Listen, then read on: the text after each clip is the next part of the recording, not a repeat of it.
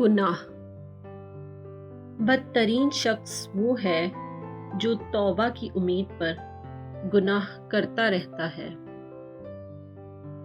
کسی کو اپنی ذات سے تکلیف نہ دیجیے، اس لیے کہ یہی سب سے بڑا گناہ ہے۔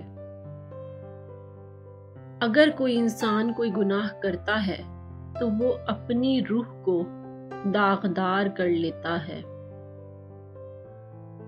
بدبخت ہے وہ شخص جو خود تو مر جائے مگر اس کا گناہ نہ مرے، یعنی وہ کوئی ایسا برا کام شروع کر جائے جو اس کے مرنے کے بعد بھی جاری رہے۔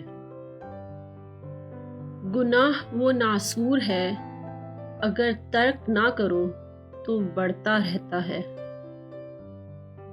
جس طرح درخت کو اپنے پھل بھاری نہیں لگتے، اسی طرح گناہ گاروں کو بھی اپنی برائیاں بھاری نہیں لگتی۔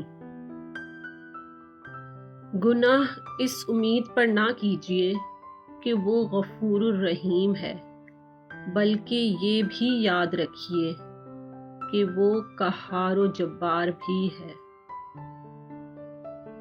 گناہ نہیں چھوٹ رہا یہ فکر کی بات ہے، مگر ضمیر ملامت بھی نہیں کر رہا یہ خطرے کی بات ہے۔